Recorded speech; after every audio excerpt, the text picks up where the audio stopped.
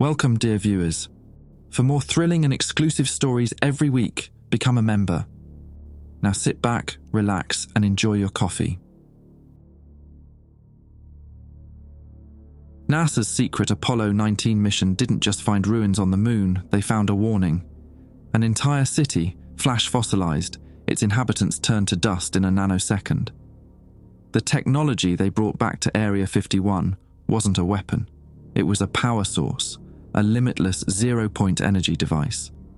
But there was a message etched on its casing in a strange, mathematical language. Last week, the Area 51 team finished translating it. It reads, "The universe is silent for a reason. Do not make a sound." They activated the device this morning. My name is Jake Brennan, and 3 days ago I was just another NASA systems analyst working the graveyard shift at Johnson Space Center in Houston. Coffee-stained keyboard, flickering monitor, the usual bullshit bureaucracy that comes with government work. I'd been tracking satellite data for 8 years, watching endless streams of numbers that meant nothing to most people, but told me stories about weather patterns, orbital debris, and the occasional classified payload that I wasn't supposed to ask questions about. Tuesday started like any other. My supervisor, Tom Kowalski, dropped a manila folder on my desk around 11 p.m. with that look he gets when something's gone sideways upstairs. The folder was marked with security clearances I'd never seen before, classifications that made my Level 3 access look like a library card. "Brennan, you're being transferred," he said, not meeting my eyes. "Effective immediately." Transferred where? Nevada. "You leave tonight." The flight to McCarran was surreal. No commercial airline, an unmarked military transport with exactly 3 passengers. Me, a woman in an expensive suit who never looked up from her tablet, and a guy in fatigues who spent the entire trip staring out the window like he was watching for something in the clouds. When we landed, a black SUV was waiting. No license plates. The driver never spoke, just handed me a temporary badge with my photo already printed on it. How the hell did they get my photo?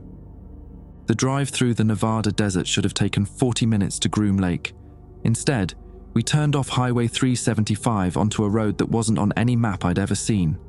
The headlights carved through darkness so complete it felt solid. And for the first time since leaving Houston, I started wondering what kind of satellite data required this level of secrecy. We stopped at a checkpoint where armed guards examined our credentials with the kind of thoroughness usually reserved for nuclear facilities. One of them, his name tag read Morrison, looked at my badge for nearly a full minute before waving us through. "Welcome to the real Area 51, Mr. Brennan." The driver finally spoke as we approached a complex of buildings that definitely weren't in any official documentation. "Hope you're ready for the night shift." That was 3 days ago. Now I know why the universe is silent, and I know why it needs to stay that way. The facility looked wrong from the moment I stepped out of the SUV. Not architecturally wrong, though the buildings seemed to bend inward like they were trying to hide from something overhead, but wrong in the way your childhood bedroom looks when you visit home after college, familiar yet completely foreign. "Dr. Brennan?"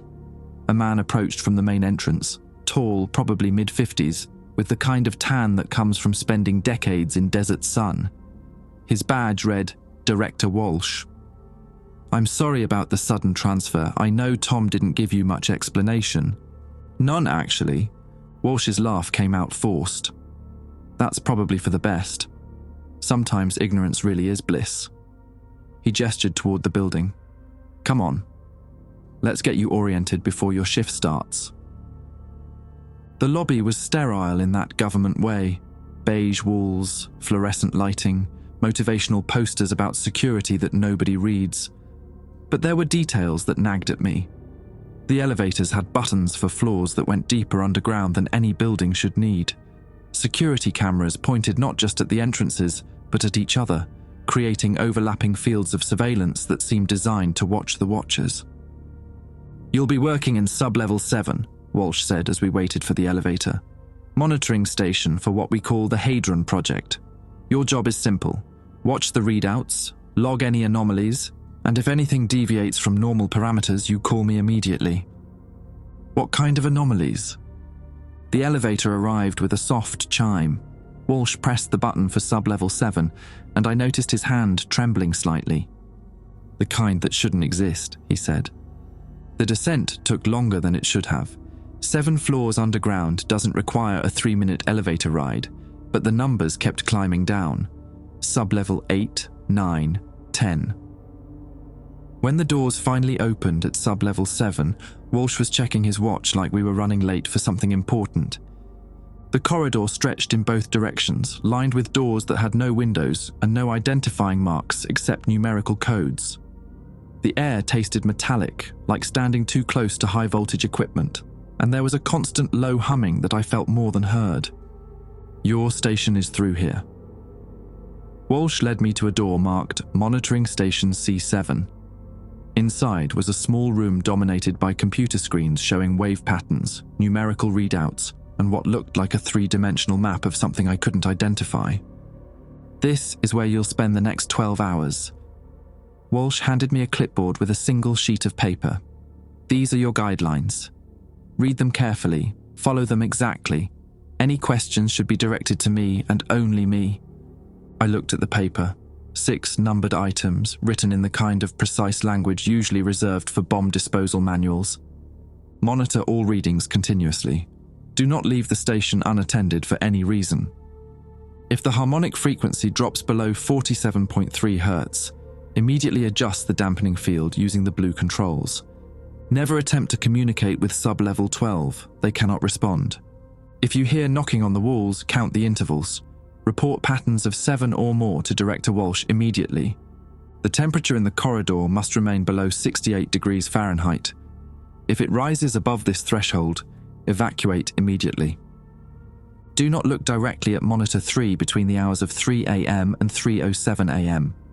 What the hell is Monitor 3 showing that I can't look at it? Walsh was already backing toward the door. "Just follow the guidelines, Dr. Brennan. Your predecessor was very thorough in documenting the necessary precautions." "My predecessor? What happened to—" "He finished his assignment." Walsh's voice carried a finality that killed any follow-up questions. "I'll check on you at 0600. Remember, any anomalies, call me immediately." The door closed with an electronic beep, leaving me alone with 6 computer monitors and a set of rules that made absolutely no sense. I settled into the chair and started familiarizing myself with the controls. Most of the displays showed standard monitoring data, temperature readings, electromagnetic field measurements, power consumption graphs. Monitor 3 was different. It showed what looked like a live feed of an empty chamber, but the timestamp indicated it was displaying events from 3 days ago. And sometimes, just at the edge of perception, I could swear I saw movement in that empty room. The first hour passed uneventfully. The harmonic frequency held steady at 52.1 Hz. The temperature remained at a constant 67 degrees Fahrenheit. No knocking sounds from the walls. But around midnight, something changed in the wave patterns on Monitor 2. The regular sine waves started developing small irregularities, tiny spikes that appeared at exactly 7-minute intervals. I checked my guidelines, but there was nothing about wave pattern anomalies. I picked up the phone to call Walsh, then hesitated. The spikes were minor, barely visible unless you knew what to look for. Maybe this was normal. Maybe my predecessor had seen this exact same pattern hundreds of times. I decided to wait and observe. That was my first mistake. At 12:47 a.m., the knocking started. The knocking came from the wall to my left. 3 sharp raps, then silence. I grabbed a pen and started marking intervals on the margin of my clipboard. 30 seconds passed before the next sequence. 4 knocks, evenly spaced. I checked the guidelines again. Rule 4, count the intervals, report patterns of 7 or more. So far, I had 3 and 4. Not a pattern yet, just random noise from settling concrete or thermal expansion. At least that's what I told myself. Monitor 1 showed the harmonic frequency holding steady at 52.1 Hz. Temperature remained at 67 degrees Fahrenheit. Everything normal except for the goddamn knocking that shouldn't exist 7 floors underground in a facility that officially didn't exist. 2 more knocks, then 5. I was starting to see why my predecessor had been thorough in documenting the necessary precautions. Working alone in a windowless room with mysterious guidelines and unexplained phenomena wasn't exactly a recipe for mental stability, but the pay was probably triple what I made at Johnson Space Center, and my student loans weren't going to disappear on their own. The next sequence was 6 knocks, slow and deliberate like someone tapping Morse code. I wrote it down, 3, 4, 2, 5, 6. Still not 7, but the progression worried me. If someone or something was trying to communicate, they might be building up to longer sequences. At 1:15 a.m., Monitor 2's wave patterns developed more pronounced spikes. The 7-minute intervals were becoming 8-minute intervals, then 9. Whatever was causing the irregularities was accelerating or growing stronger. I checked my phone, but it showed no signal bars. Apparently, 7 floors underground was beyond the reach of cell towers. The intercom button on my desk was labelled Director Walsh, Emergency Only. I considered pressing it, but reporting wave pattern changes wasn't in my guidelines. My job was to monitor, log, and report specific anomalies. Everything else was above my pay grade.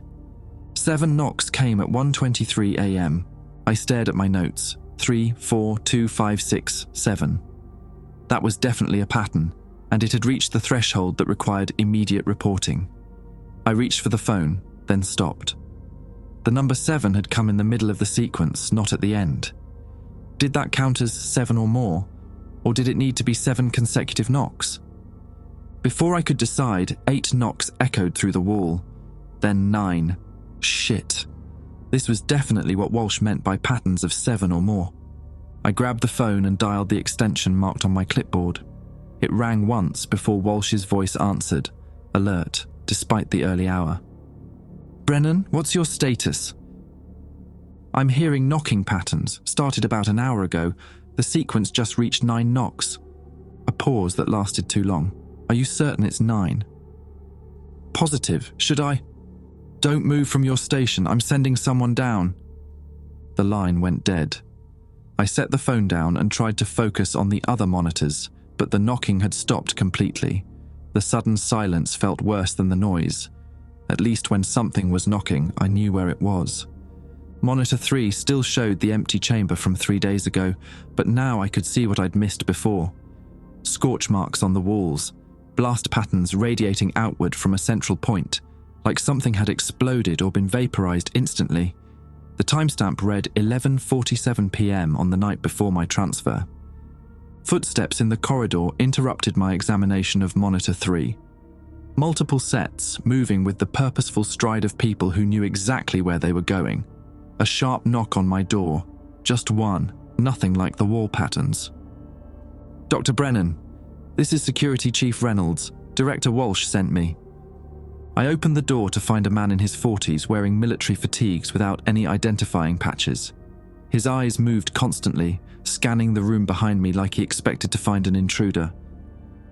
"You reported knocking patterns?" "Yes, 9 knocks in sequence, but it stopped about 10 minutes ago." Reynolds stepped into the room and examined my clipboard notes. His expression grew more serious as he read the sequence numbers. "Has anything else changed? Temperature readings? Frequency levels?" I showed him Monitor 2's wave patterns.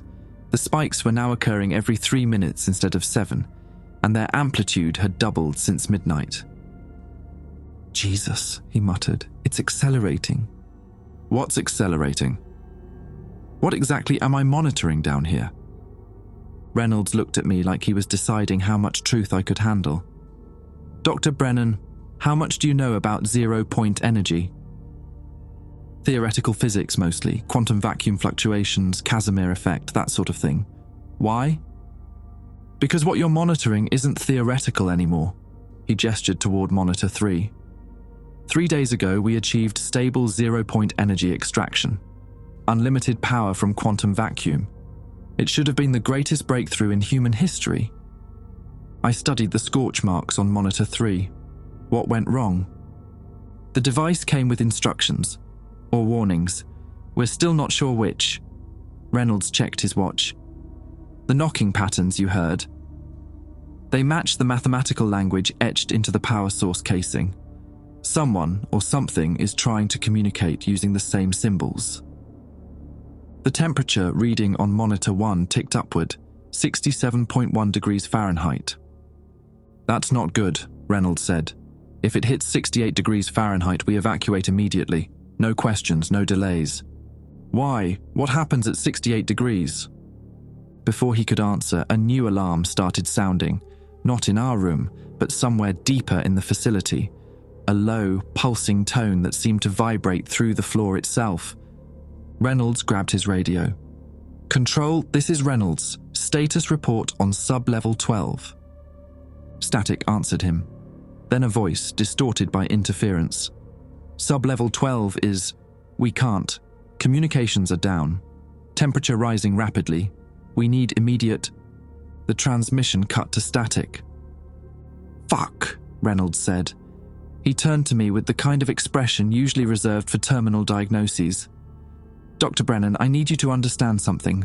The device we recovered isn't just a power source, it's a beacon, and 3 days ago we turned it on." Monitor 1 showed 67.3 degrees Fahrenheit and climbing. "A beacon for what?" Reynolds was already moving toward the door. "For whatever killed the civilization that built it.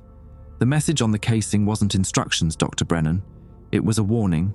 The universe is silent for a reason. Do not make a sound." The temperature hit 67.5 degrees Fahrenheit, and we've been broadcasting our location to something that doesn't want us to exist.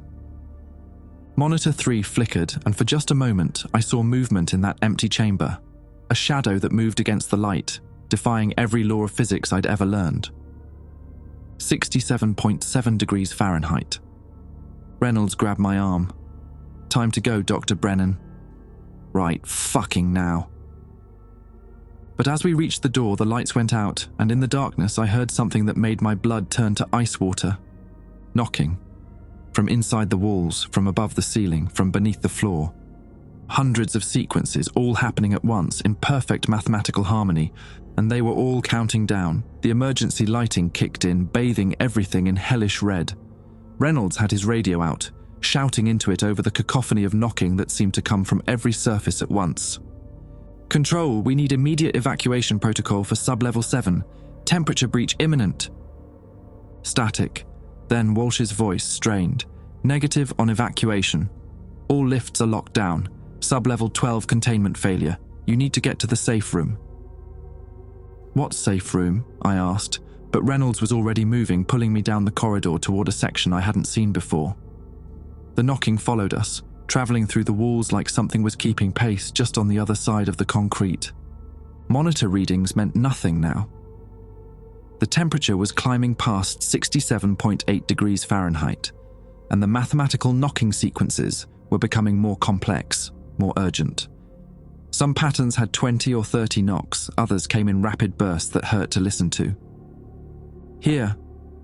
Reynolds stopped at a reinforced door marked with biohazard symbols and radiation warnings. He pressed his palm against a scanner, and the door unsealed with a pneumatic hiss. "This is as safe as it gets until whatever's happening down there runs its course." The safe room was larger than I expected, maybe 15 feet square, with its own air filtration system and walls that looked thick enough to survive a nuclear blast. Banks of monitors lined one wall, showing feeds from throughout the facility. Most of the screens displayed static or error messages, but a few still showed active corridors and rooms. "Jesus Christ," Reynolds whispered, staring at one of the monitors. I followed his gaze to a feed labeled Sublevel 12 Research Lab. The room was filled with people, but they weren't moving. They stood perfectly still, facing the same direction, like they were all looking at something just outside the camera's range. Their posture was wrong, too rigid, too precise, like mannequins arranged by someone who had never seen humans before. How long have they been standing like that? Since the communications went down. Reynolds switched to another camera angle. Dr. Mitchell, Dr. Carson, the entire research team, they just stopped. The new angle showed what they were looking at. A metallic object about the size of a refrigerator, covered in symbols that seemed to shift and writhe even through the low-resolution camera feed. It pulsed with a soft blue light that made my eyes water to look at directly. "That's it," Reynolds said. "That's what we brought back from Apollo 19. Apollo 19, the classified mission that officially never existed. I'd heard rumors during my time at NASA, whispered stories about a secret lunar mission in 1975, launched after the public Apollo program ended.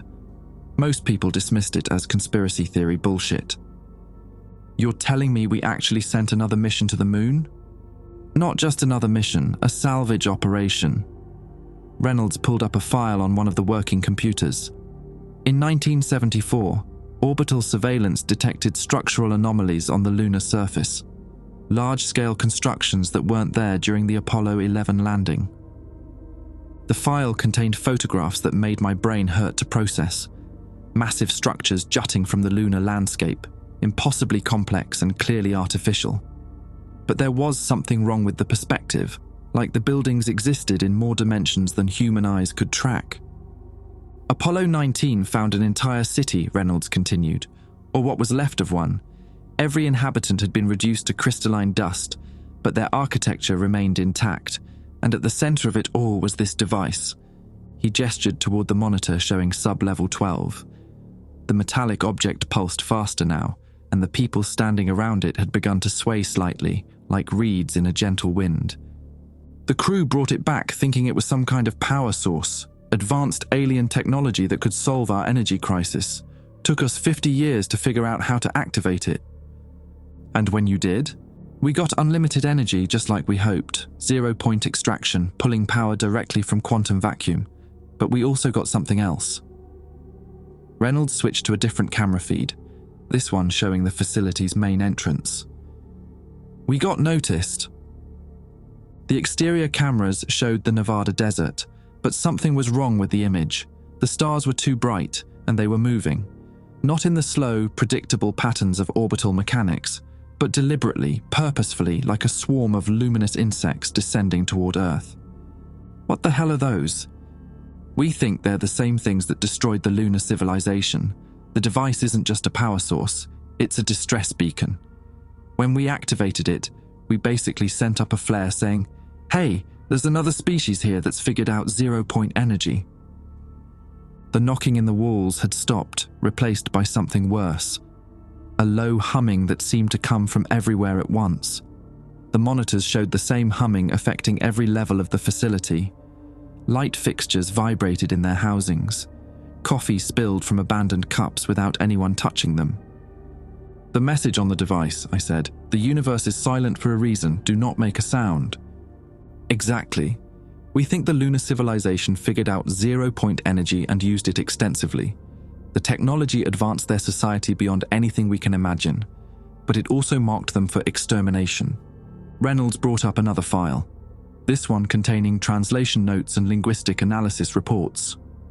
The mathematical language from the device had been painstakingly decoded by a team of cryptographers and xenolinguists over the past week. The full message is longer than what Walsh told you. It's a complete warning system left by survivors who managed to shut down their power grid before the final attack. The universe is silent for a reason. Do not make a sound. They hunt by energy signature. 0-point extraction creates quantum resonance across dimensional barriers. Cease all operations immediately. Hide, wait, survive. But we hadn't ceased operations. 3 days ago, we'd turned the device on and begun drawing power from quantum vacuum. We'd been broadcasting our location to something that had already destroyed at least one civilization. Monitor feeds from Sublevel 12 showed the research team starting to move again, but their movements were synchronized, inhuman. They turned as one unit toward the camera, and I saw their faces. Their eyes had turned completely black, like looking into deep wells. Their mouths hung open, but instead of teeth and tongues, there was only darkness, and they were smiling. "Reynolds," I said, pointing at the monitor. "Your people down there." "They're not my people anymore." His voice was flat, resigned. "The device doesn't just draw energy from quantum vacuum. It opens doorways, and something came through." The temperature gauge on our safe room wall read 69 degrees Fahrenheit and climbing. According to the guidelines, We should have evacuated when it hit 68 degrees Fahrenheit. But there was nowhere to go. The facility was sealed, the lifts were down, and something was spreading through the lower levels like an infection. There has to be an emergency exit, service tunnels, maintenance shafts, something. Reynolds shook his head. This facility was designed to contain exactly this kind of scenario. If something gets out, nothing gets out. The whole complex goes into lockdown until the threat is neutralized. And how exactly do we neutralize an interdimensional invasion? We don't. He pulled out a device that looked like a modified smartphone. But we can try to turn off the beacon before more of them arrive. The screen showed a remote access interface for the 0-point device, control systems, power regulation, emergency shutdown procedures. But every time Reynolds tried to input a command, the system rejected it with error messages I'd never seen before. Access denied, quantum entanglement in progress. Error, dimensional barrier compromised. Warning, shutdown will result in cascading reality failure. It's not letting us shut it down, Reynolds said. The device has developed its own intelligence, or something is controlling it remotely. Either way, we're locked out of our own system. The monitors showed more of the facility's personnel joining the synchronized crowd in Sublevel 12. Security guards, technicians, even Director Walsh walking with that same inhuman precision toward the pulsing device. Their eyes were all black wells, their mouths all hanging open in those impossible smiles. And above us, through the thick concrete and steel of 7 underground levels, I could hear something landing on the surface.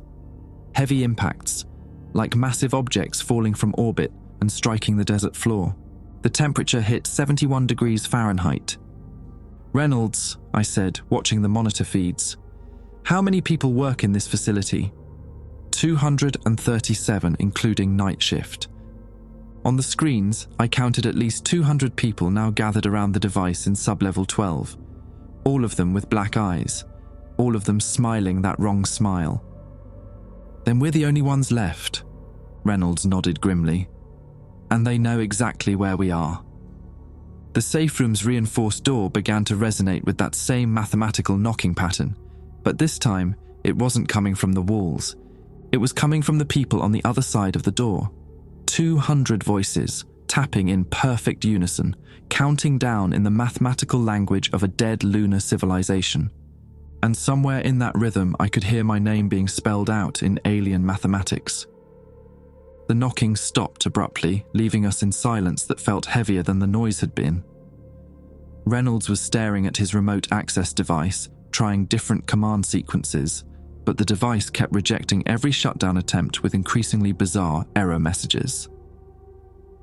Protocol violation. User not recognized as species designation Homo sapiens. What the hell does that mean? I asked. I think it means the device is learning to distinguish between humans and whatever those things outside have become. Reynolds wiped sweat from his forehead. The temperature was now 72 degrees Fahrenheit and climbing. Jake, I need to tell you something about the Apollo 19 mission that wasn't in the official files. He pulled up another document, this one marked with so many classification stamps I couldn't count them all. The crew didn't just find ruins on the moon, they found recent ruins. The lunar civilization had been destroyed only a few months before Apollo 19 arrived. Some of the structures were still smoldering. I looked at the photographs again, noticing details I'd missed before. Melted metal that had re-solidified in impossible spirals. Glass turned to something that bent light in ways that made my eyes water. And everywhere that crystalline dust that had once been living beings. The crew reported seeing movement on the lunar surface, shadows that moved independently of any light source, shapes that appeared in their peripheral vision but vanished when they looked directly. Reynolds scrolled through mission transcripts. Commander Bradley reported constant mechanical failures in their equipment, but only when they were near the largest structures. Mechanical failures or sabotage? Neither. The equipment was trying to protect them. Every time they got close to the device, their Geiger counters would spike, their radio communications would cut out, their cameras would malfunction. Their own technology was trying to keep them away from that thing. The monitors showing Sublevel 12 had gone dark, but I could hear something moving in the facility's ventilation system. Scratching sounds like dozens of people crawling through air ducts that weren't designed to support human weight. Reynolds, the air vents. I know, they're trying to find another way in. He pulled out a pistol from a wall cabinet. Jake, if I start acting weird, if my eyes go black or I start smiling that fucking smile, you need to shoot me. I'm not going to shoot you. You don't understand. What happened to the people downstairs? It's not death. It's worse. They're still conscious, still aware, but they can't control their bodies anymore. Whatever came through the device is using them as puppets, and they can feel everything. A new sound echoed through the vents, voices, but not quite human voices. They were speaking in English, but the rhythm was wrong, like someone learning the language from a textbook without ever hearing it spoken. Jake Brennan, the voices called in unison. Security Chief Reynolds, please report to Sublevel 12 for debriefing. Reynolds aimed his pistol at the nearest air vent. They know our names. They know our positions. How the fuck do they know our names? Personnel files, I said. If they can access the device's systems, they can access everything connected to the facility network. The voices continued their mechanical recitation. Dr. Brennan, your expertise in satellite systems is required for optimal beacon configuration. Security Chief Reynolds, your knowledge of containment protocols will ensure smooth integration procedures. Integration procedures, Reynolds repeated. Christ, they're not trying to kill us, they're trying to recruit us. Temperature 73 degrees Fahrenheit. The safe room's cooling system was losing the battle against whatever was happening in the rest of the facility. Sweat stung my eyes, and I could taste metal in the air like breathing inside a battery. There has to be a manual override for the device, I said. Something mechanical, separate from the computer systems. Reynolds was checking his ammunition. Standard military sidearm, probably 15 rounds. Not much against 200 possessed humans and whatever else had come through the quantum barrier.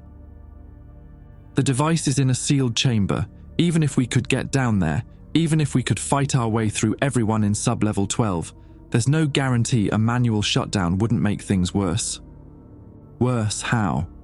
According to the lunar warning message, shutting down zero-point extraction while the dimensional barrier is compromised could cause something called cascading reality failure.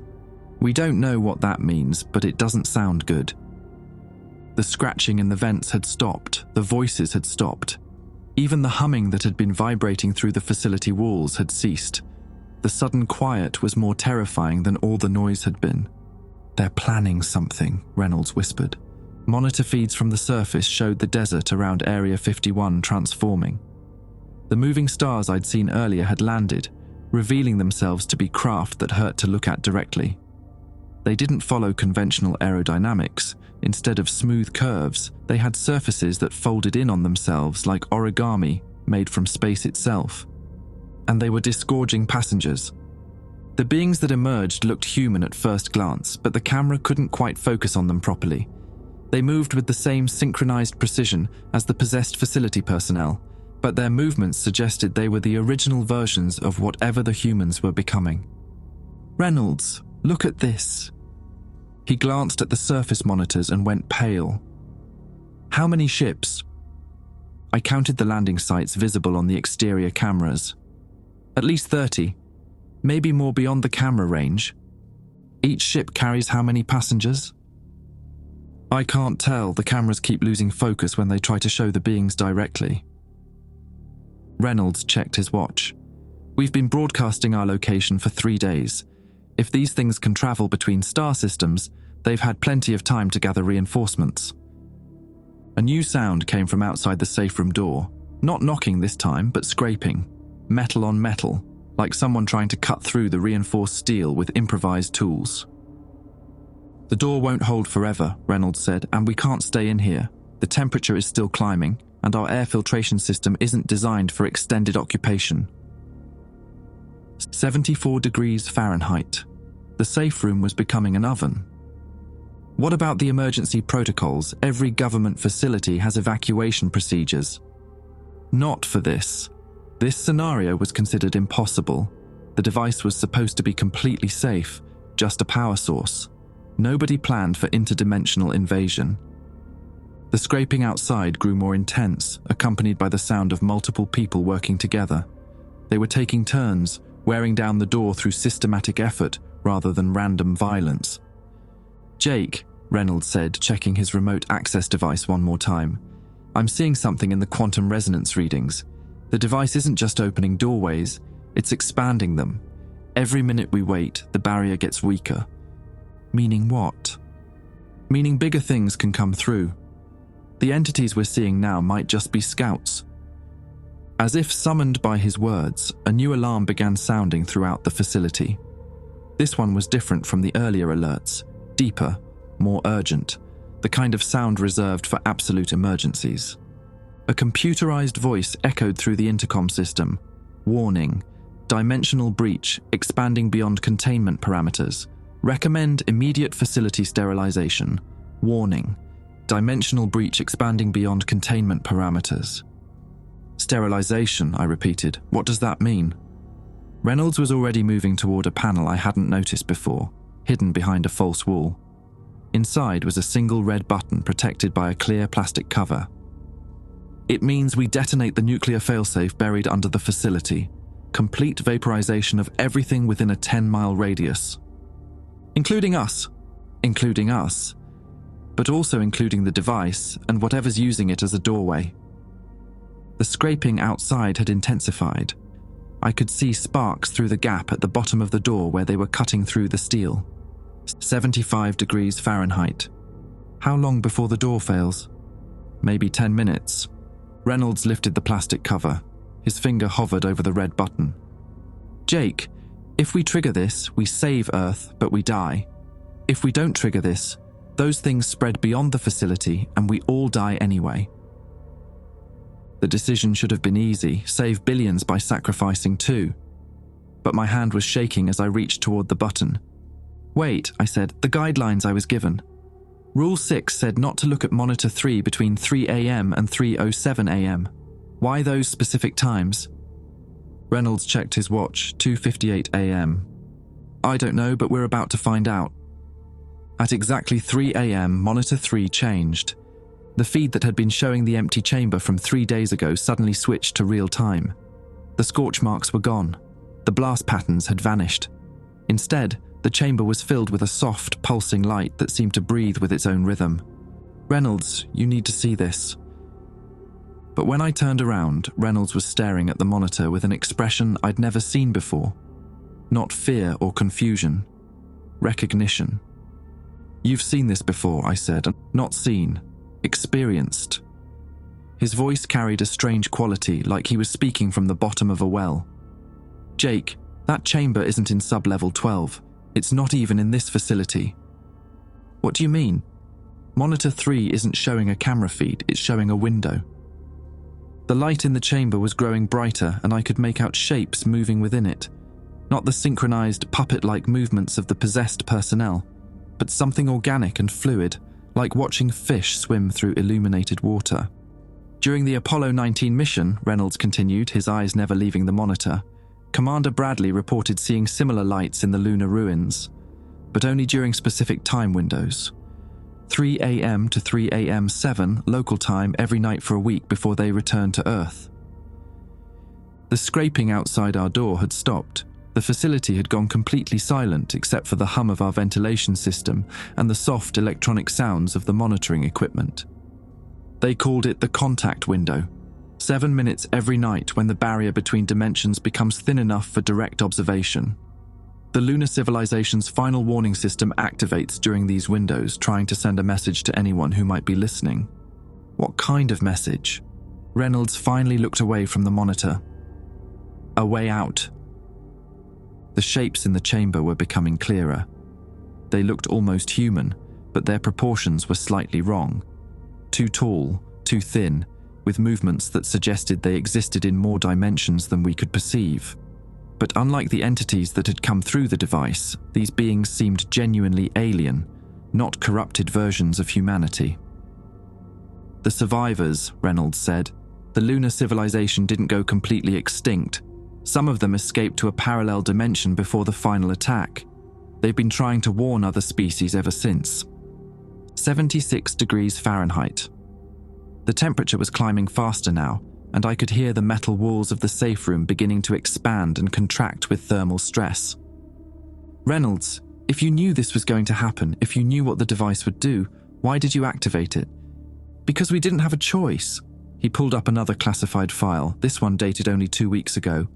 3 weeks ago, our deep space monitoring stations detected something approaching the solar system. Something massive, maybe the size of a small planet, traveling at impossible speeds. The file contained astronomical data that made my head spin, trajectory calculations, velocity measurements, spectral analysis results. Whatever was approaching Earth, it was artificial and it was hostile. The entities that destroyed the lunar civilization, they're not gone. They're still out there, hunting down any species that develops zero-point technology. But they don't just destroy, they harvest. They turn entire civilizations into extensions of themselves, expanding their reach across the galaxy. So you activated the device to… what? Draw them here faster? To force a first contact scenario before they arrived on their own terms. Reynolds gestured toward Monitor 3, where the alien survivors were now clearly visible. The lunar survivors have been developing weapons, defenses, strategies for fighting back. But they need allies. They need species that haven't been corrupted yet. The beings in the chamber were arranging themselves in a formation I recognized from the mathematical language on the device. They were spelling out coordinates, not spatial coordinates, but temporal ones. Specific moments in time when the dimensional barriers would be weakest. They're giving us evacuation windows, I realized. Time periods when we can escape to their dimension. Exactly, but there's a catch. Reynolds checked his watch. 3:03 a.m. The windows only last 7 minutes, and they only occur during dimensional breach events. We had to activate the device to create the breach, but activating it also summoned the hunters. A new sound came from outside the safe room, not scraping or knocking, but something like whale song, deep and resonant, and utterly inhuman. The possessed personnel were trying to communicate with whatever had come through the dimensional barrier. The entities that came through the device, I said, they're not the main threat, are they? They're scouts, advance guards sent to secure the area before the main force arrives. Reynolds showed me another display, this one tracking energy signatures in Earth's upper atmosphere. The real invasion fleet will arrive in approximately 6 hours. Once they get here, the dimensional barrier will be permanently opened, and there won't be anywhere to run. 77 degrees Fahrenheit. The air in the safe room was becoming thick and difficult to breathe. Our cooling system was failing, and I could smell ozone from overheating electronics. So, what's the plan? Follow these coordinates and hope the lunar survivors can protect us. Better than hoping a nuclear explosion will stop interdimensional invaders. Reynolds pointed to the red button. Jake, that failsafe won't destroy the device. The thing is made from materials that don't exist in our reality. All we'd accomplish is vaporizing the facility and giving the entities a clear path to the surface. On Monitor 3, the alien survivors were becoming more animated, their movements urgent. They were pointing at symbols that appeared to be clock faces, all showing times between 3 o'clock and 3:07. They're running out of time, I said. So are we. A metallic screech echoed through the safe room as something sharp penetrated the door. I could see a twisted piece of metal pushing through the reinforced steel, followed by an arm that bent in ways human arms weren't supposed to bend. Reynolds, the door… I see it. He grabbed his pistol and aimed at the protruding arm. Jake, you need to make a choice.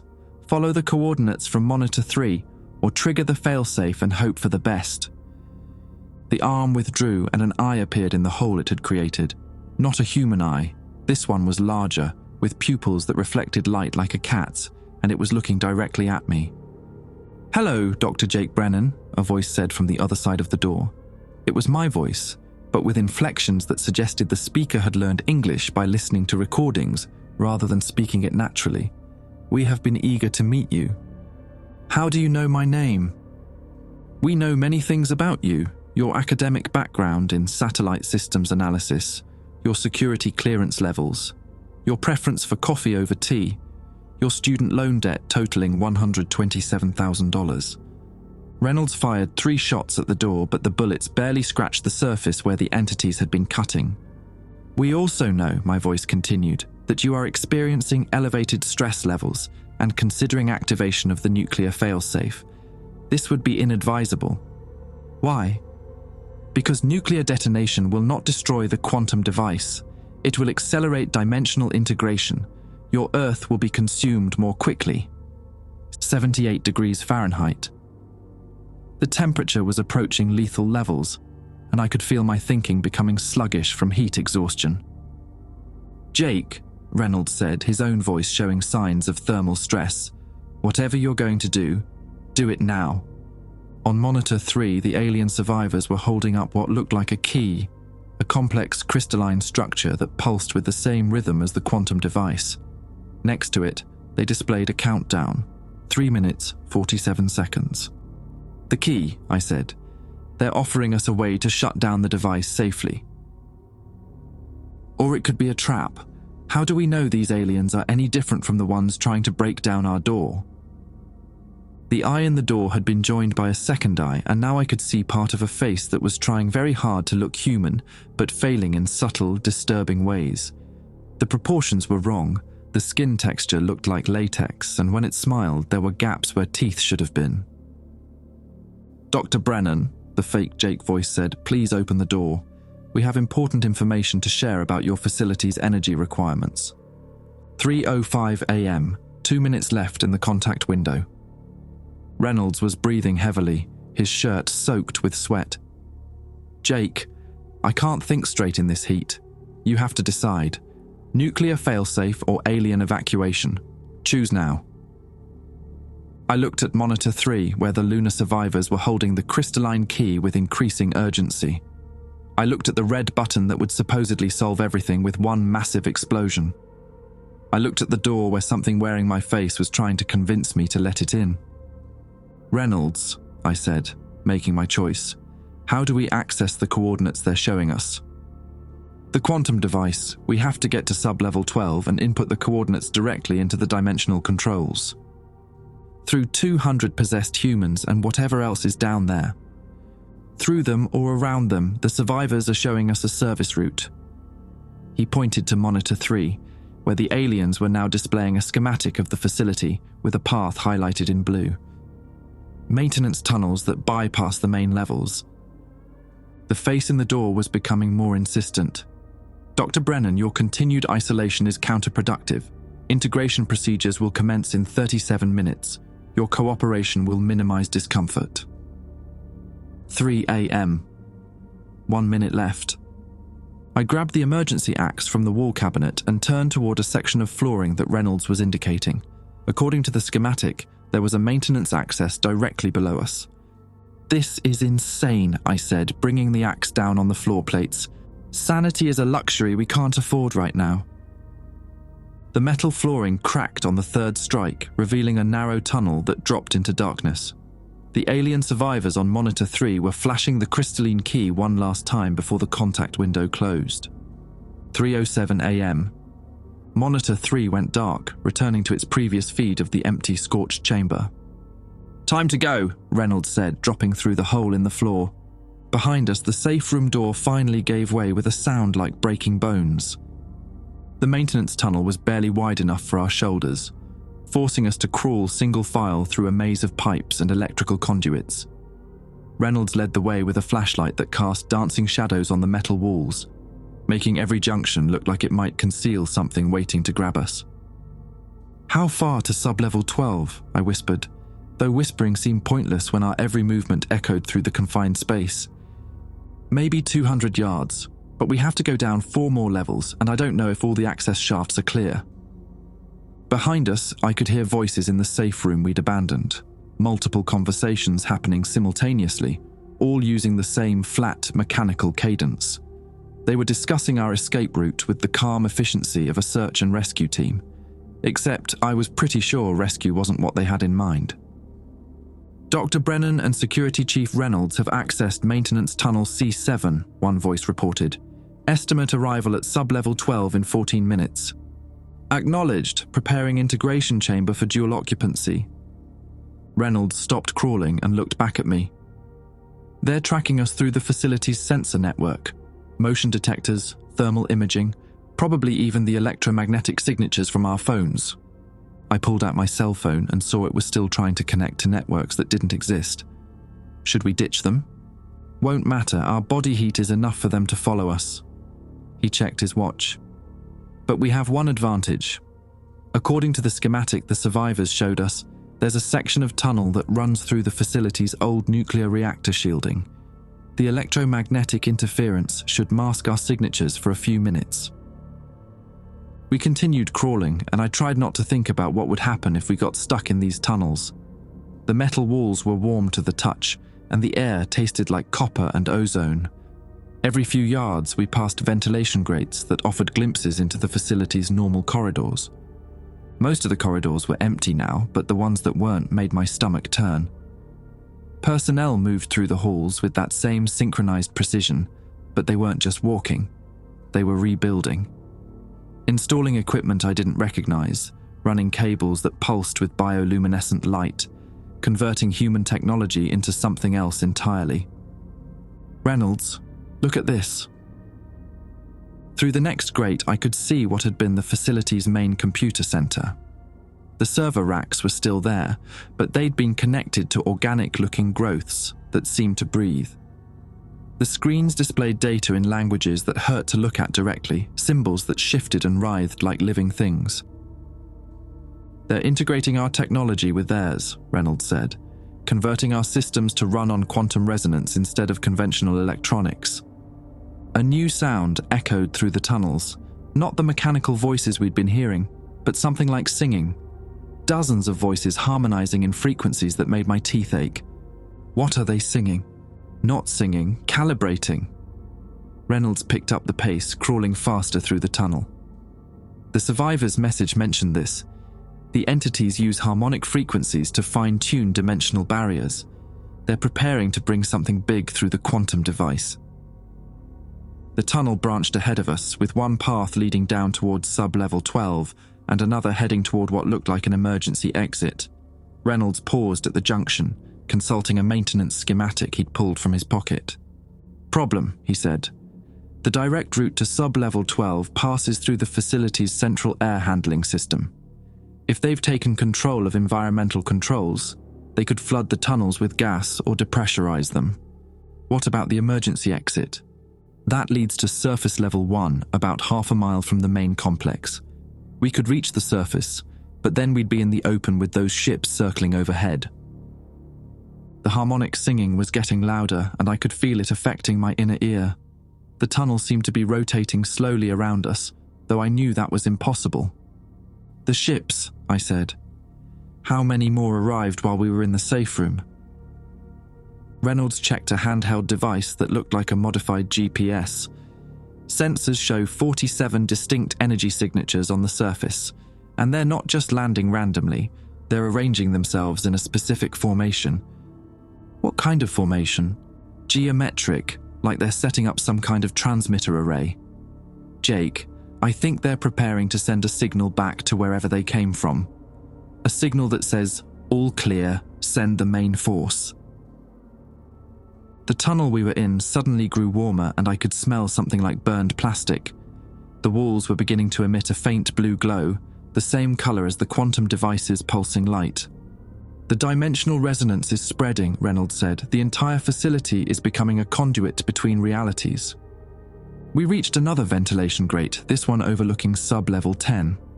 Through the grate, I could see facility personnel working with tools that defied physics, devices that bent light around themselves, materials that flowed like liquid but held their shape like solid metal.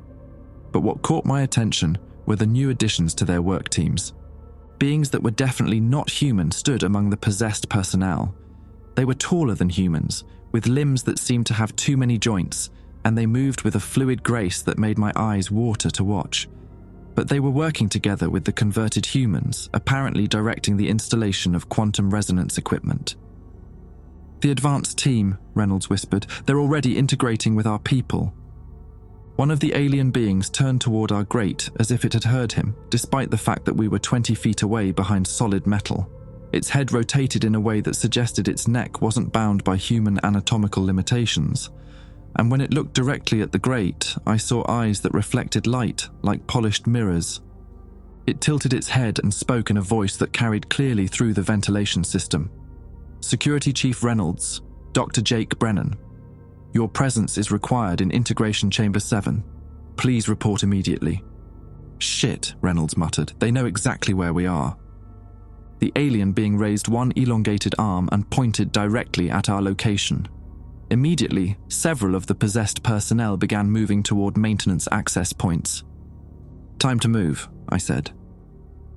We crawled faster through the tunnel, but behind us I could hear metal being torn open as something much stronger than human hands ripped through ventilation grates. The harmonic singing had become a roar that seemed to come from the facility's structure itself. The tunnel curved downward, and suddenly we were crawling through water. Not standing water, flowing water, warm and slightly luminescent, carrying a scent that reminded me of ozone and copper. "Where the hell is this water coming from?" I asked. Reynolds paused to examine the flow. "It's not water. Look at how it moves." He was right. The liquid flowed uphill in some places, defying gravity. Where it touched the tunnel walls, the metal began to change color, taking on that same blue glow as the quantum device. "It's some kind of quantum fluid. They're using it to convert the facility's infrastructure." Reynolds checked his schematic again. "We're almost at Sublevel 12, but we have to cross through the main corridor to reach the device chamber. How many hostiles between us and the device?" "According to the last sensor readings, everyone. The entire research team, plus whatever came through the dimensional barrier." We reached a maintenance hatch marked Sublevel 12, authorized personnel only. Through the hatch, I could hear voices, not the mechanical speech patterns of the possessed personnel, but normal human conversation. Someone was arguing about calibration settings. Someone else was complaining about the heat. "Wait," I said, "those voices sound normal." Reynolds pressed his ear to the hatch. "Dr. Mitchell. Dr. Carson. They're alive and unaffected." "How is that possible?" The monitors showed them standing around the device with black eyes. "Maybe the conversion process isn't permanent. Maybe they found a way to resist it." Reynolds checked his watch. "It's been over an hour since the last contact. Maybe whatever was controlling them has moved on to other priorities. But when we opened the hatch and dropped into Sublevel 12, we found something much worse than possessed personnel. The research team was indeed alive and unaffected, but they weren't alone. Standing among them were perfect duplicates of themselves, identical copies that matched every detail except for their eyes, which reflected light like polished metal. Dr. Mitchell was arguing with Dr. Mitchell about quantum resonance calibration. Dr. Carson was debating with Dr. Carson about dimensional barrier stability. Each researcher was having animated conversations with versions of themselves that had come through the dimensional breach. "Which ones are real?" I whispered. Reynolds was studying the scene through the hatch opening. "I don't think it matters anymore." As we watched, one of the Dr. Mitchells, I couldn't tell which one, looked directly at our hiding spot and smiled with perfectly human teeth. "Dr. Brennan, Security Chief Reynolds," he said in a voice that was exactly like the real Dr. Mitchell, except for a slight echo, as if the words were being spoken in a large empty room. "Please join us. We have so much to discuss." The quantum device stood in the center of the chamber, pulsing with increased intensity. The crystalline key from the lunar survivors was nowhere to be seen, but I noticed something else. The mathematical symbols on the device's surface were changing, rewriting themselves in real time. The coordinates, I realized. They're overwriting the survivor's message with their own instructions. Instructions for what? For opening permanent doorways, for turning Earth into a bridge between dimensions. One of the Dr. Carsons looked up from his work. "Ah, there you are. We've been waiting for you to arrive. The integration process requires your specific expertise." "Which Dr. Carson are you?" Reynolds called out. Both Dr. Carsons answered simultaneously. "Does it matter?" We share the same memories, the same knowledge, the same goals. Integration creates unity. The quantum device pulsed brighter, and I felt something tugging at my thoughts. A gentle pressure that suggested it might be easier to simply walk into the chamber and join the research team. After all, they looked happy. They looked productive. They were solving problems that had puzzled humanity for decades. "Jake," Reynolds grabbed my arm, "don't listen to them. That's how it starts." But I was already stepping toward the chamber, drawn by the logical voice in my head that pointed out how foolish it was to resist when cooperation would be so much more beneficial for everyone involved. Reynolds yanked me back from the chamber entrance just as my foot crossed the threshold. The moment I stepped away from the quantum device, the compulsion vanished like waking from a dream, leaving me disoriented and nauseated. "The device," I gasped, "it was in my head." "Quantum resonance affects neural activity," Reynolds said, checking his pistol. "The closer you get, the stronger the influence becomes. That's why the lunar survivor's message was so urgent. Prolonged exposure makes resistance impossible." Inside the chamber, both versions of the research team had stopped their work and were watching us with expressions of mild disappointment, like teachers whose students had failed an easy test. Dr. Brennan, one of the Dr. Mitchells, said, "Your resistance is understandable but ultimately futile. Integration is not conquest, it is evolution. Cooperation between dimensions will benefit both our species." "What happened to the real research team?" Reynolds called out. "We are the real research team," both Dr. Carsons replied in unison. "Enhanced, improved, connected to a network of knowledge that spans galaxies. Would you prefer to remain isolated in your limited perspective?" The quantum device pulsed, and I felt another wave of mental pressure. This time, instead of simple compulsion, I experienced flashes of memory that weren't mine, visions of vast cities that existed in dimensions where geometry followed different rules, technologies that could reshape matter at the molecular level, civilizations that had transcended the need for individual consciousness. "They're showing us what they're offering," I said, "collective consciousness, shared knowledge, an end to human limitations, and an end to humanity." Reynolds studied the chamber layout. "Jake, we need to get to that device, but the moment we step inside, we'll be vulnerable to mental influence. How do we fight something that attacks our thoughts?" I remembered the Apollo 19 files, the reports of equipment malfunctions near alien technology. Our equipment. The device causes electromagnetic interference. Maybe we can use that against it. Reynolds pulled out his radio and turned it to maximum volume. Static filled the air, harsh and discordant. Immediately, the expressions on the research team's faces shifted, becoming less serene and more confused. The interference disrupts the quantum resonance, I realized. It breaks their connection. "Dr. Mitchell," Reynolds called into the chamber. "The real Dr. Mitchell? Can you hear me?" One of the Dr. Mitchells, the one closest to the device, blinked rapidly and looked around as if seeing the chamber for the first time. "Reynolds?" "What? Where are the others? Why are there two of everyone?" "You've been under quantum influence. We need you to find the crystalline key the lunar survivors sent through Monitor 3. It should be somewhere in the chamber." The real Dr. Mitchell started searching while his duplicate watched with growing agitation. "The integration process is incomplete," the duplicate said. "Interference patterns are causing cascade failures in neural network connectivity." "Keep the static going," I told Reynolds, then raised my voice. "Dr. Mitchell, the key looks like a complex crystal structure. It pulses with the same rhythm as the device." "Found it." Dr. Mitchell held up an object that seemed to bend light around itself, casting rainbow patterns on the chamber walls. "It was hidden behind the primary control console, but I don't know how to use it." The duplicate Dr. Mitchell lunged for the key, but the static from Reynolds' radio seemed to slow his movements, making him clumsy and disoriented. The real Dr. Mitchell threw the key toward our position. It landed just outside the chamber entrance, close enough for me to grab, but still within the quantum device's influence range. The moment I touched it, information flooded my mind. Not the collective consciousness the duplicates had shown me, but something else entirely. Technical specifications, operating procedures, and a warning that made my hands shake. Reynolds, the device isn't just a beacon, it's a terraforming tool. The entities use it to convert entire planets into extensions of their dimensional network. Every world they've conquered becomes a node in their quantum consciousness web. How do we stop it? I examined the crystalline key. The lunar survivors had embedded instructions in its structure, but the process required precise timing and specific conditions.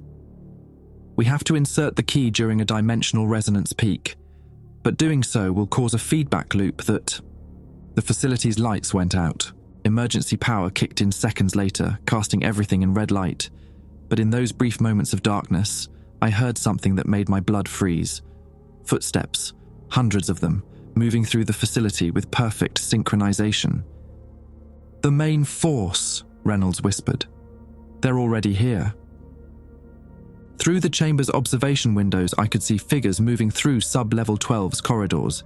Not the possessed personnel or their duplicates, but the original entities, tall, impossibly graceful beings that seemed to exist partially outside normal space. They moved through solid walls as easily as through open doorways, their forms shifting between dimensions. "How long until the resonance peak?" Reynolds asked. I consulted the crystalline key's embedded information. 7 minutes, but Reynolds, the feedback loop will collapse the dimensional barrier permanently. Nothing will be able to travel between realities ever again. Including us? Including us and including them. I looked at the advancing entities. The lunar survivors' plan isn't to defeat the invaders, it's to trap them here while sealing the gateway forever. The quantum device's pulsing grew more intense, and the duplicate research team members were beginning to recover from the radio static. The real Dr. Mitchell was backing away from his duplicate, who was reaching for him with movements that were becoming less human and more fluid. "Integration cannot be delayed indefinitely," the duplicate Dr. Mitchell said. "Your species will join the network willingly or through direct neural interface." One of the advancing entities entered the chamber, and I got my first clear look at what we were facing. It stood nearly 8 feet tall, with limbs that bent in too many places and skin that reflected light like oil on water. Its face was almost human, but the proportions were wrong. Eyes too large, mouth too small, features arranged in a way that suggested someone had tried to recreate human appearance from a detailed description. When it spoke, its voice came from everywhere at once. "Dr. Jake Brennan, Security Chief Reynolds, you have accessed restricted temporal coordinates. Compliance is required." "Compliance with what?" Reynolds demanded, still holding his radio at maximum static. "Dimensional integration protocols. Your species has been designated for consciousness transfer. Individual awareness will be preserved within the collective network." The crystalline key was growing warm in my hands, responding to the increasing quantum resonance. According to the embedded instructions, I had to insert it into the device's primary control matrix at exactly the right moment. Too early, and the feedback loop would be incomplete. Too late, and the dimensional barrier would stabilize permanently open. "Jake," Reynolds said quietly, "those ships on the surface, how many entities do they carry?" I checked the key's data stream. The information was fragmentary, but the numbers were staggering. Thousands, maybe tens of thousands. This isn't just an invasion. It's a complete population transfer. They're planning to move their entire civilization here. The entity in the chamber turned its attention to the quantum device, placing elongated hands on control surfaces that reconfigured themselves at its touch. Earth integration commencing. Estimated completion, 4 hours, 37 minutes. Through the facility's intercom system, I could hear reports from the surface. Military units responding to the Area 51 situation, only to find their weapons and vehicles mysteriously malfunctioning when they approached the alien ships. The entity's technology was systematically disabling human military capabilities without direct confrontation. "Reynolds, they're not just taking over the facility, they're taking over everything." "Which means we have one chance to stop this." He checked his watch. 5 minutes until resonance peak. "But Jake, if we do this, if we seal the dimensional barrier, we're condemning everyone who's already been converted." I looked at the research team in the chamber. The real Dr. Mitchell was still fighting his duplicate's attempts to establish physical contact, but he was losing ground. The other team members had stopped moving entirely, standing motionless as their duplicates whispered to them in languages that predated human speech. They're not just duplicates, I realized. They're templates. The entities are using our people as blueprints to create hybrid forms that can exist in both dimensions. The quantum device reached a new intensity level, and suddenly I could see through walls, through floors, through the Earth itself. The entire planet was being mapped, catalogued, prepared for transformation. Massive machines were emerging from the landed ships, drilling into the Earth's crust to install quantum resonance amplifiers. 3 minutes, I said, watching the countdown in the crystalline key. The entity in the chamber had finished its adjustments to the device. Integration acceleration complete. Planetary conversion will proceed 20% faster than projected. Reynolds aimed his pistol at the entity, but the bullets passed through it harmlessly. Jake, whatever you're going to do it now. I stepped toward the chamber entrance, fighting the mental pressure that increased with each step. The crystalline key was vibrating in my hands, synchronizing with the quantum device's frequency. But as I approached the insertion point, I realized something that the lunar survivor's message hadn't made clear.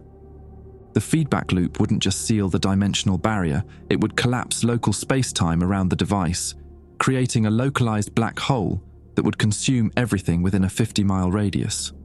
Reynolds, I said, my hand trembling as I held the key inches from the device. Area 51 isn't the only facility they've infiltrated. The entities have been planning this for decades. There are quantum devices at military installations worldwide. Meaning what? Meaning even if we stop this one, 17 other devices will complete planetary integration. The entity looked at me with something that might have been pity. Your species' resistance was anticipated and calculated into conversion timelines. Individual heroism cannot prevent inevitable evolution. 1 minute until resonance peak. I looked at Reynolds, at the research team fighting for their humanity, at the crystalline key that promised salvation at the cost of everything I'd ever known. And I made my choice. I inserted the crystalline key into the quantum device. The resonance peak hit exactly as the lunar survivors had calculated, and for one perfect moment, I felt connected to every consciousness that had ever fought against the dimensional invasion. Civilizations from across the galaxy, all making the same impossible choice, all sacrificing themselves to buy time for species that might find a better solution. The feedback loop started immediately. Reality twisted around the device like heated glass, and I understood why the lunar survivors had been so desperate to warn us. They hadn't escaped to another dimension. They had created a temporal pocket, a bubble of frozen time where their consciousness could persist while they searched for allies across the universe. Jake! Reynolds reached for me as the chamber began collapsing in on itself, but space-time was already warping beyond the point where normal physics applied. Distance became meaningless. Time became negotiable. The entity in the chamber wasn't destroyed. Entities that existed in multiple dimensions simultaneously couldn't be eliminated by something as simple as a black hole. But it was trapped, cut off from its network, experiencing individual awareness for the first time in eons. You have doomed your species, it said, though its voice now carried undertones of confusion and something that might have been fear. Without guidance, without integration, you will remain isolated, alone. Good, I said, feeling the gravitational forces beginning to tear at my molecular structure. Alone is how we've survived this long. The localized collapse consumed Area 51, the alien ships on the surface, and everything within the 50-mile radius in approximately 0.7 seconds. From the outside, observers reported a brief flash of light followed by a perfectly spherical crater where the facility had been. But the entity was right. 17 other devices remained active worldwide. What I learned in those final moments, as my consciousness briefly touched the lunar survivors' network, was that our resistance had been anticipated. Not by the invading entities, but by the survivors themselves. They had been seeding quantum keys throughout the galaxy for millennia, waiting for species to develop zero-point technology. Each key destroyed one-dimensional gateway, but each destroyed gateway made the remaining ones stronger, more stable, harder to eliminate. The lunar survivors had discovered that the invasion could only be stopped by simultaneous activation of all keys within a narrow temporal window. 18 keys, 18 gateways, one chance. I was the first. The lunar survivors' message reached the other 17 sites approximately 4.3 seconds before the Area 51 collapse. Personnel at installations in Russia, China, Australia, and 14 other locations received identical crystalline keys through Monitor 3 displays that appeared in their facilities. 17 other people faced the same choice I had faced. 17 other people chose to trigger localized space-time collapse rather than allow their worlds to be consumed. The simultaneous activation of 18 quantum keys created what physicists would later term a reality cascade, a chain reaction that propagated through dimensional barriers faster than light, faster than thought, faster than the entities could react. Every dimensional gateway collapsed simultaneously. Every quantum device became inert crystal. Every entity caught between dimensions was severed from its network, trapped in whichever reality it had been occupying when the cascade hit. Earth was saved. The cost was 18 installations, 18 50-mile craters, and approximately 200,000 lives. I never found out if Reynolds made it to the safe distance in time. I never learned whether the possessed facility personnel could have been saved. I never discovered what happened to the real Dr. Mitchell. What I do know is that humanity remains stubbornly, defiantly alone in a universe that had tried very hard to make us part of something larger. The universe is silent for a reason, and now, thanks to 18 people who chose isolation over integration, it's going to stay that way. My name was Jake Brennan. I was a NASA systems analyst who helped save the world by destroying it in 18 very small pieces. The lunar survivors' final message, transmitted in the microseconds before reality collapsed around Area 51, contained 3 words in perfect English. Thank you, cousins. We were never alone after all.